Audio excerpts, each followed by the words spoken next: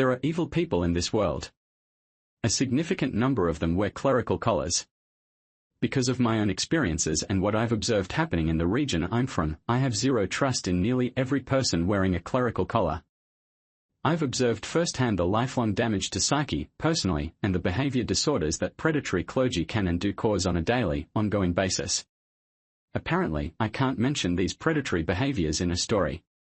Head buried in the sand much. Jimmy and I were always best friends. There isn't a time in my memory that we weren't side by side doing what kids do, with the exception of the few weeks out of a year our families would go on vacations. Two peas from the same pod, sort of. He was a mechanic at heart, even as a grade school kid. There wasn't anything he couldn't take apart, put back together, and make work better than it had before. I was a nerd, bookworm, the good student. His talents complemented mine, as mine did his. Together, we were sure there wasn't anything we couldn't do, build, or destroy. He lived just down the road from my house. If I wasn't at his place, he was at mine, or we were out in the woods hunting or fishing. He was naturally athletic, me, not so much. I spent most of grade school and junior high looking like a meatball on toothpicks. I was absolutely certain he'd always have my back. When we were 14, he broke his leg when he fell from the top of the stack of hay bales in his barn. The break damaged the growth plate at the knee of his left shin. As a result, his left leg was 1.5 inches shorter than his right by the time we were 18. We graduated from high school in 2000. Jimmy's girl through school was Laurie. Typical Finnish descent girl, wheat blonde hair, striking blue eyes, and attitude. Think Lagertha from the History Channel's series Vikings. When her temper kicked in, you'd swear she could hear the Valkyries singing. Best to keep sharp and pointy things out of her reach then, just saying. I didn't have a girl in school. Too much of a nerd and way too shy to even talk to one. Anyhow, by September of 2000, Laurie was expecting. Jimmy went to her folks to ask for her hand. Her dad said, "Kinda late for that, ain't it?" Wasn't like he didn't have a point. By Thanksgiving, they were married and living in the in-law cabin at his folks' place. It was about then that Laurie made it her mission in life to find me a girlfriend. That's how I met her cousin Denise. Denise's folks had been taken in by a cult leader who convinced them and a whole bunch of other parents that he was the right hand of God and that each family had to offer up a daughter to the church, him, for his use. When Denise's grandma found out that Denise was being abused by the preacher, Hilda took action.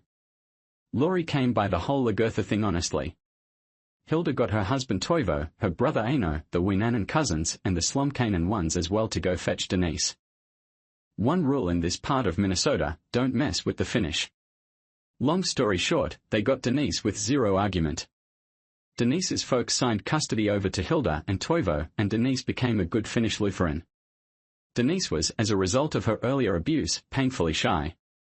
Laurie thought she was perfect for me, and she was, at least I thought so then. The first time I saw her was galvanic, like I'd been struck by lightning. The closest I'd ever come to that feeling was when I accidentally peed on the electric fence out in the pasture. Shocking just doesn't cover it. I was working in a convenience store when 9/11 happened. I watched it on CNN as the planes hit the towers. The next day, Jimmy and I were at the recruiter's office looking to sign up.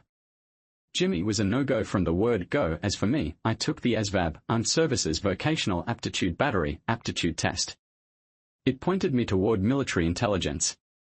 I signed up as a 98C Signals Intelligence Analyst. I went into basic at 235 pounds, still pretty much a butterball. I left at 185. I lost so much weight that they had me on double portions and reissued me uniforms that fit. All it took to get me in shape was the gentle encouragement of my Samoan senior drill sergeant, SFCIO, pronounced EEO, not 10. I went home between basic and AIT, advanced individual training.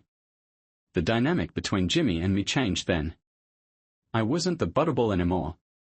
Denise was shocked by the changes in me, even more so when I hit one knee and proposed. Hilda and Toivo didn't think too much of me. For one thing, I'm not Finnish, I'm German and Swede. For another, they weren't thrilled with a guy who worked in one of their convenience stores marrying the girl who'd inherit them. They insisted on a prenuptial agreement that was totally against me. I objected, insisted it be made mutual, or would elope if I could talk Denise into it. Hilda sneered and told me that hell would freeze over before her Denise would do something wrong. I went to the sandbox for my first tour. I was very good as a 98C. I won't go into details, but I was in the top 5 according to our annual skills evaluation tests, SQT. I went as an E4 specialist and came home as Sergeant E5. Letters, calls, FaceTime, and the assurances of friends and family confirmed Denise was true blue. Most people have a few months between deployments to the sandbox. My MOS was critically short, so I got just shy of 4 weeks, and I was off again. Second tour, I was working for the Division G2 and put on courier orders. I spent the whole time moving Humvees, trucks, helicopters, you name it. The only mode of transport I didn't use was a camel, I think. After that trip, they didn't have enough time or money to convince me to re-enlist. As it was, they held me in country on an involuntary extension for 123 days until my replacement arrived. I heard later he lasted just over 3 weeks before his up-armored Humvee was obliterated by an IED. So I came home. 3 months later, I was married to the most electric woman I'd ever met. Huge event. 8 groomsmen and bridesmaids, including Jimmy as my best man and Laurie as the maid of honor. I'd like to say my bachelor party was wild, and I'm sure Jimmy had it planned that way, but when the stripper showed up, I left. The honeymoon was mind-blowing. I swear she gave off literal sparks when I touched her. So now it's 5 years later. I'm sitting here out behind the back porch with a small fire in the pit and a whiskey, Wisers and Coke in my hand. I'm sitting here waiting to tell her, remember when? I can hear her pulling in. I'm not supposed to be at home, but after what Hilda told me, I got my assistant to cover for me tonight. I moved up through the ranks in the stores, clerk, shift leader, assistant manager, store manager. I was mad after Hilda said her piece. Told her I bet she was happy now. Hilda got this hard look I've only seen a couple times in a decade. Told me I could take a couple days, but she expected my ass back at work by Thursday. She then softened a bit, told me she would have felt that way shortly after I proposed, but now she loved me as one of her own, and I should know that by now. Really felt like an ass there. I can hear her calling my name. Her voice is timorous, her step uncertain. She steps through the screen door to join me. I say, don't say a word, not a single word. I know about you and Jimmy. I don't want to know why or when. I know where. I've got a good idea of how long, so don't you say a damn word until I'm done. Remember when we first met? The shock that went through me. I would have married you that night. I was instantly drawn to you, and you seemed to feel the same.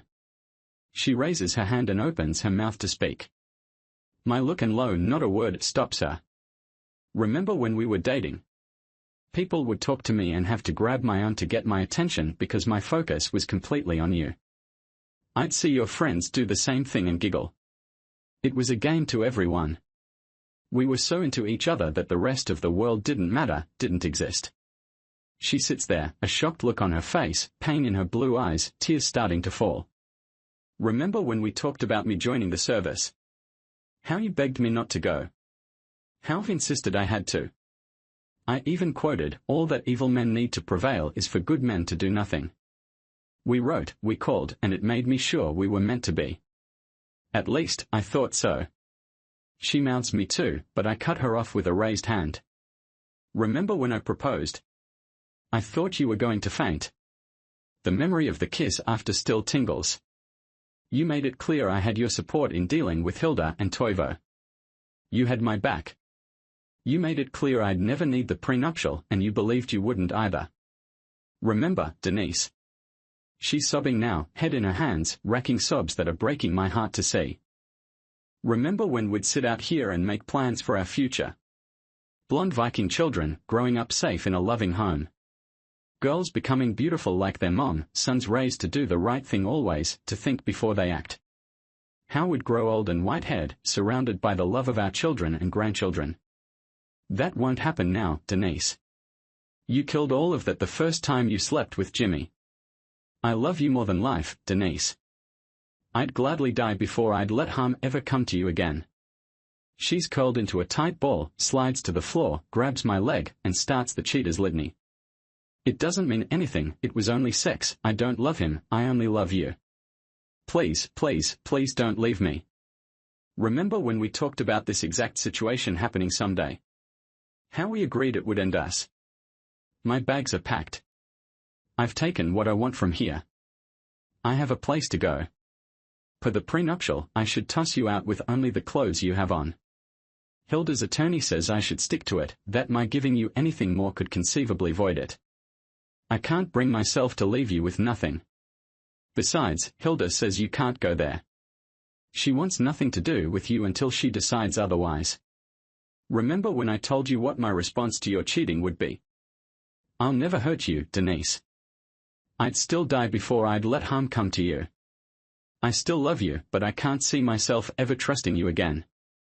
Tell my best bro Jimmy to run if he ever sees me again, he isn't safe anywhere I can get my hands on him. The two of you have 48 hours to confess to Laurie. She gave that snake 4 kids. I'm pretty sure you know how that's going to go. I think you're gonna want a long head start once she finds out. I once heard her tell Jimmy that she'd cut his balls off if he ever cheated. I believed her then, and I think she will now. Hilda said she's got her full support if she does. I managed to get free of her grasp. I turn and head for the door. She sits up and screams, "Please, Greg, I'll do anything, please don't leave me." She's a total mess, wild-looking in the flickering firelight. I don't pause, I don't turn. I just leave the most beautiful, exotic, electrifying woman I've ever met. The only woman I've ever loved, ever made love to, the only one I want, even now. It's killing me. My chest feels like it's in a constrictor's coils. I get in my Silverado and leave. I don't know how I got to Hilda and Toivo's, but somehow I did. I just know I'm safe here for now, for just a while.